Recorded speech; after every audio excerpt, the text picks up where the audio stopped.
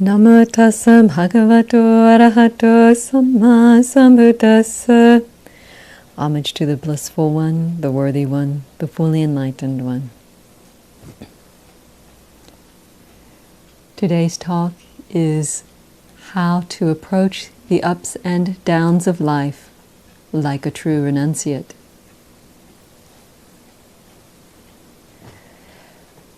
First, I need to give you a little bit of background information. It might seem just a little bit boring, but bear with it. Just for a couple of minutes. And I also like to suggest, these are the teachings of the Lord Buddha. I don't know why you've tuned into this particular talk. Maybe you know something about the Buddha's teachings. Maybe you don't. If you already have some sense of conviction in the Buddha's teachings, you might like to sit up in a way that respects the teachings. If you're wearing a baseball cap, maybe take that off. Sit with your back straight. And point your feet not in the direction of the screen, in a way that will make your mind more alert.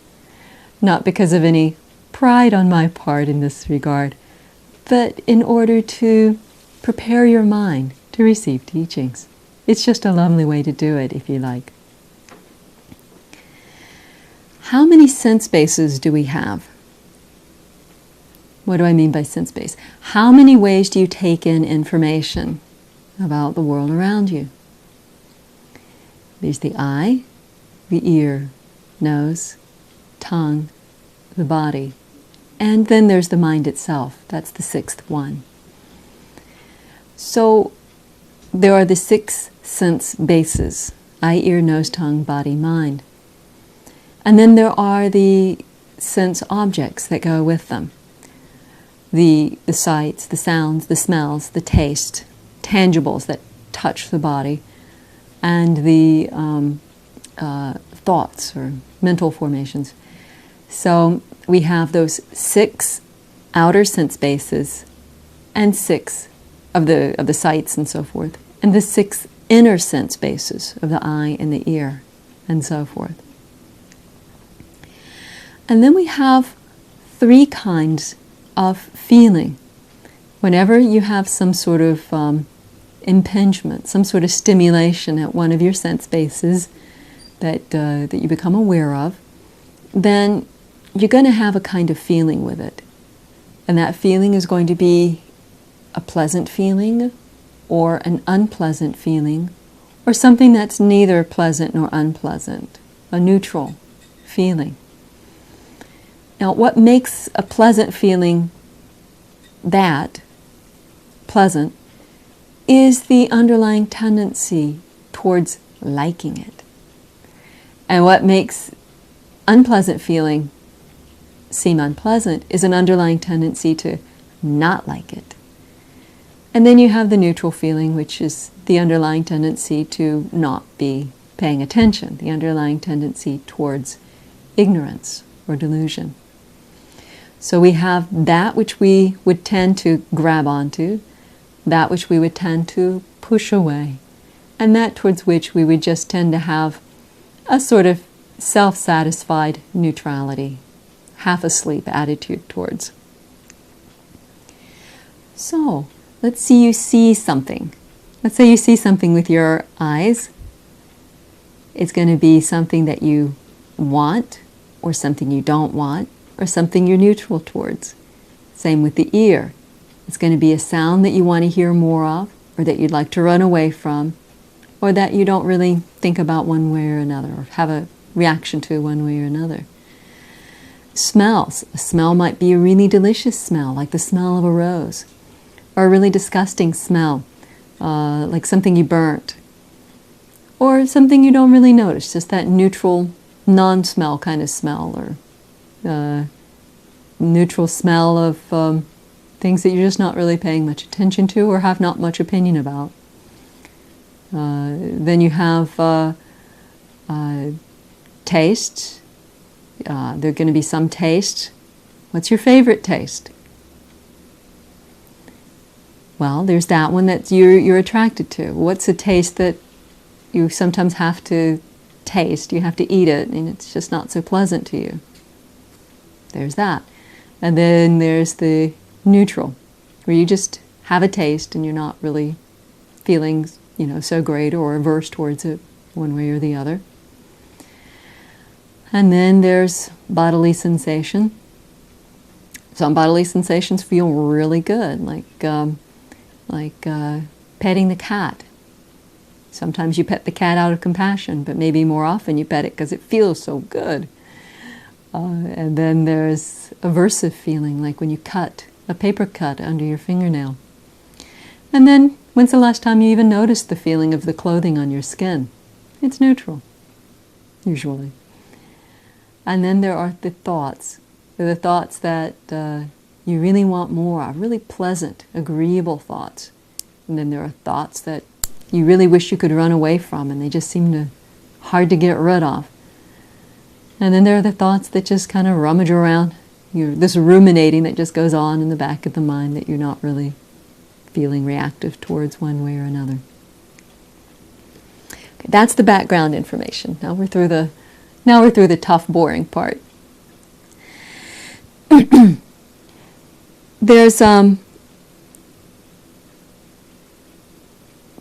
There is what the Buddha referred to as joy based on the household life. And there's grief based on household life, and equanimity based on household life. There's joy based on renunciation, grief based on renunciation, and equanimity based on renunciation.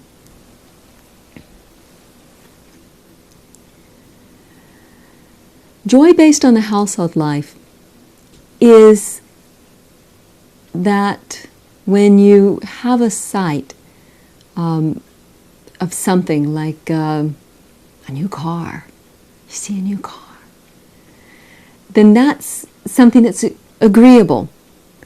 And if you delight in that, then you are delighting in the joy of the household life. Let me explain it the way the Buddha did. He did a better job than I can. When one regards as an acquisition something that you can see that's wished-for, desired, agreeable, gratifying, and associated with worldliness, that's joy based on the household life. Or when you think about something that you had in the past and that you enjoyed and appreciated.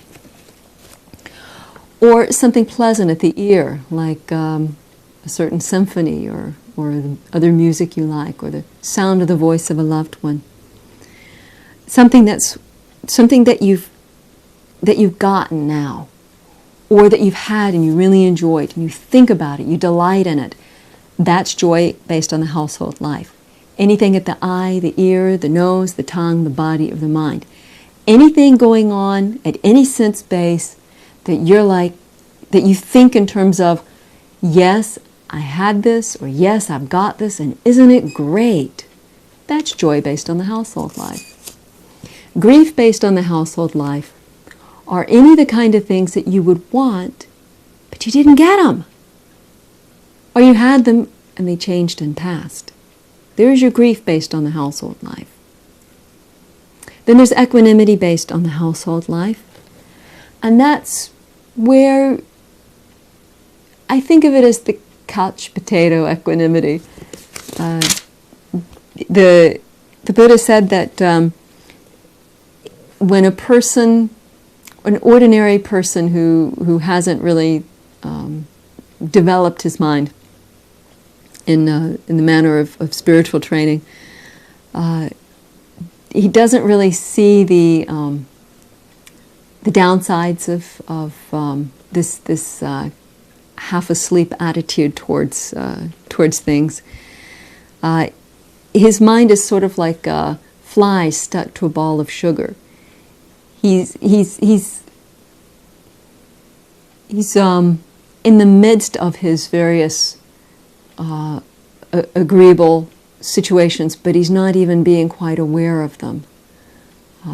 That's this equanimity based on the household life. But if they were to change and vanish in front of him, then he'd certainly feel it. Okay, well, what's this joy, grief, and equanimity based on renunciation. Very different. Joy based on renunciation is when you have some pleasantness at the eye, ear, nose, tongue, body, or mind, and you recognize it as being impermanent, and you don't hang on to it. When you don't hang on to it, this wonderful, pleasant feeling arises in the mind, a happy feeling. That's the joy of renunciate life.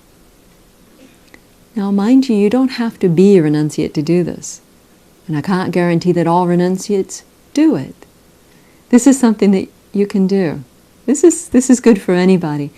This phrasing of householder or renunciate is more in terms of describing the direction of the lifestyle, but it doesn't mean that these are the kind of people who necessarily do these things. Well, let me use the Buddha's words, because, of course, he does it so much better than I. What are the 6 kinds of joy based on renunciation? When, by knowing the impermanence, change, fading away, and cessation of forms, one sees as it actually is with proper wisdom. I'm sorry, he said forms. I like the word sight regarding the eye. That's more clear. Oh, sight, sounds, tastes, tangibles, and mind objects. One sees as it actually is with proper wisdom that these things, both formerly and now, are all impermanent, suffering, and subject to change. Joy then arises. Such joy as this is called joy based on renunciation. And what is grief based on renunciation? How could there be grief based on renunciation? This is a joyful path. The Buddha said it's good in the beginning, good in the middle, good in the end. What grief could possibly have any place on the path of the Buddha? Well, I'll tell you, there is grief that has a proper place in the path of the Buddha, a useful kind of grief.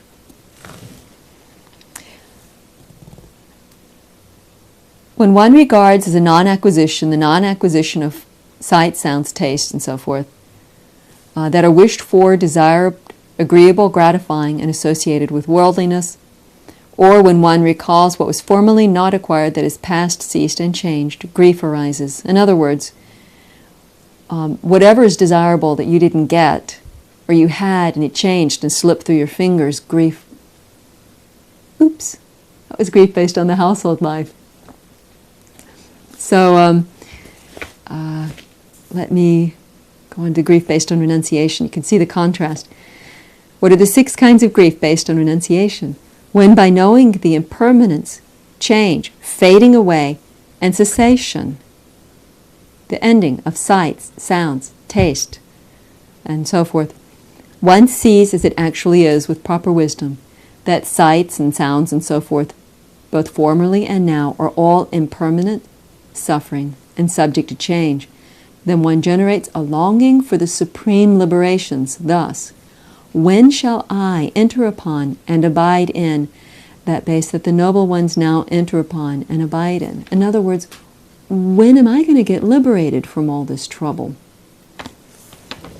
I used that when my father was passing away. My father was in intensive care with pneumonia.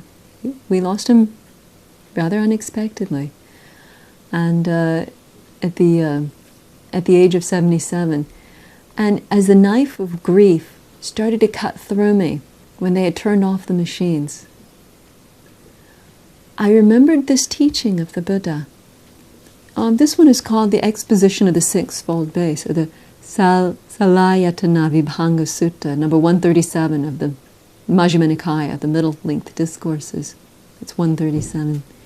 I remembered this teaching specifically, and I thought, this is grief. It was grief based on the household life. It was grief that what I'd had before, the love and tender care of a very excellent father, was suddenly taken from me. So I turned my mind deliberately to generating a longing for liberation, and I thought, when shall it happen for me? When shall it happen for me that I'll no longer have a mind that still wanders around where it will, that still is willful and unruly enough to go wandering into thoughts that kick up such kinds of grief? When will I enter upon enlightenment? When will my mind be fully trained so that I don't have sharp knives of pain, racking grief at such a loss as this? As long as we're alive, there are going to be gains. As long as we're alive, there are going to be losses. Wouldn't it be a good thing to train the mind so that those gains don't take us too high and leave us up there dangling to fall so hard when the losses come? Wouldn't it be better if we already know that whatever it is that we have has a limit to it? It doesn't belong to us. It belongs to nature. It has its own nature. Whether we're talking about the new car that can get scratched, can get damaged, can get lost in some way, can change, will change. You're not going to have a new car permanently. It just doesn't work that way. We might be talking about a child, a husband, a wife, a parent, a brother, a sister, a friend, a job, a scholastic career. So many things that are there that you might want to hang on to with all your might, but they have their own nature, the nature of changing. They will change. They're changing now. And if you approach these things with the householder joy and the householder grief, you'll be hurting. If you approach these things with renunciate joy and renunciate grief, when you approach them with renunciate joy, there's the joy right there. When you approach them with renunciate grief, there's some pain, but it's a different kind of pain. It's a healing kind of pain. It's a pain that can be borne up, and that becomes useful. Now there is one more. What is the renunciate equanimity?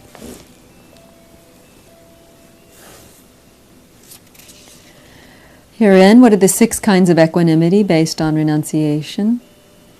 When, by knowing the impermanence, change, fading away, and cessation of sights, sounds, smells, tastes, tangibles, and mind objects, one sees as it actually is with proper wisdom that these things are all impermanent, suffering, and subject to change, then equanimity arises.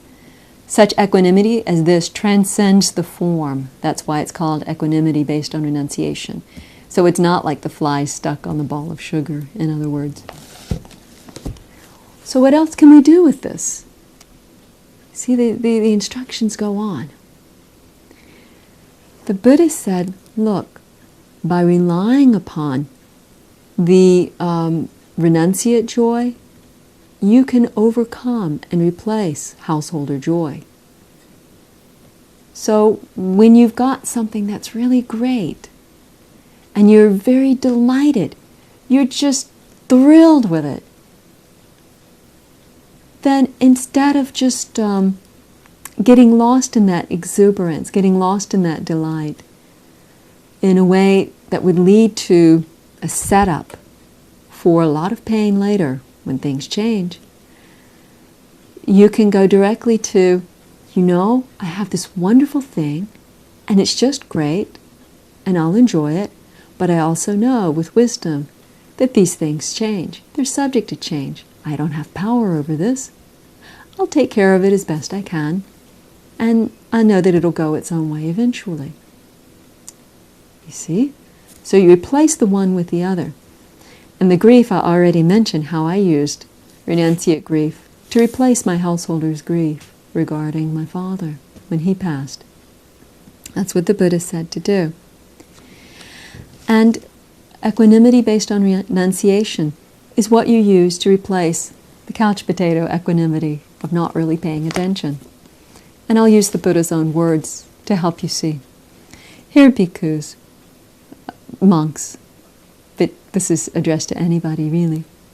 By depending on and relying on the 6 kinds of joy based on renunciation, abandon and surmount the 6 kinds of joy based on the household life. It is thus they are abandoned. It is thus they are surmounted. By depending and relying on the 6 kinds of grief based on renunciation, abandon and surmount the 6 kinds of grief based on the household life. It is thus they are abandoned. It is thus they are surmounted. By depending and relying on the 6 kinds of equanimity based on renunciation, abandon and surmount the 6 kinds of equanimity based on the household life. It is thus they are abandoned. It is thus they are surmounted. That's not the end of it. There's more. Once you've gotten some skill in that, the next instruction is to use renunciate joy to replace the renunciate grief. By depending and relying on the 6 kinds of joy based on renunciation, abandon and surmount the 6 kinds of grief based on renunciation. It is thus they are abandoned. It is thus they are surmounted. He doesn't leave us there either. By depending and relying on the 6 kinds of equanimity, overcome the joy. Use renunciate equanimity to overcome the renunciate joy. Now there's peace. There's calm. There is serenity. It is thus they are abandoned. It is thus they are surmounted. And yet there's a little bit more. He explained that there are 2 kinds of equanimity. There's equanimity based on ordinary worldly objects, and then there's equanimity that's based on focus of the mind, concentration. And what bhikkhus is equanimity that's diversified based on diversity? There's equanimity regarding sight, sounds, smells, flavors, and tangibles. This bhikkhus is equanimity that is diversified based on diversity. Now what are we leaving off there? All this time before we kept talking about 6 this, 6 that. That was just 5. Well, here's the other one. And what bhikkhus is equanimity that's unified based on unity? It's a mental, it's one based on a certain state of mind, usage of the mind. There's equanimity regarding, hang in here, regarding the base of infinite space, the base of infinite consciousness, the base of nothingness, and the base of neither perception nor non-perception. This bhikkhus is equanimity that is unified based on unity. So as I said, there's equanimity based on understanding the impermanence and so forth of, the ordinary worldly sensations of eye, ear, nose, tongue, and body. And then there's this other kind of equanimity that is cultivated by very refined states of focus of the mind. And the instructions don't stop here. He said that by using these refined states of mind, these refined states of, concentration is the word usually used, but it sounds like an awful lot of work. It's actually quite a bit of pleasure. But we'll just use the word concentration. By depending on this equanimity of profound concentration, one overcomes the equanimity towards the abandon and surmount the equanimity that's based on ordinary material things. In other words, once you've trained yourself to do these deeper states, these profound states of concentration, you don't have so much interest towards the other kinds of experiences, eye, ear, and nose, tongue, and body. He says, here bhikkhus, by depending and relying on equanimity that is unified, the concentration, based on unity, abandon and surmount equanimity that is diversified based on diversity, the ordinary worldly stuff. It is thus, this is abandoned, it is thus, this is surmounted. And yet there's one more instruction. Bhikkhus, by depending and relying on non-identification. Abandon and surmount equanimity that is unified based on unity. It is thus this is abandoned. It is thus this is surmounted. What is that? He's saying that even once you've gotten to all these wonderful, deeper states of concentration, there's something else. Don't identify with it. Don't say, this is me, this is mine, this is myself. Overcome even that with this added bit of wisdom. So friends, as you go about your daily lives, you're going to see things, hear things, smell, taste. Things will be pressing up against your body, whether you're clothing or a growl in the stomach rumbling itself. And there's going to be all kinds of thoughts that come up too. Think about how you might want to approach these. Whether you want to approach them with an unwise, kind of heedless delight. Or do you want to approach them when things aren't going quite as you want them, with a thoughtless, heedless aversion? Or will you remember the true nature of all these things? That they're not yours, they're not easy to control, and that they're impermanent, always flowing, always changing. And with that wisdom, you can find greater and greater peace.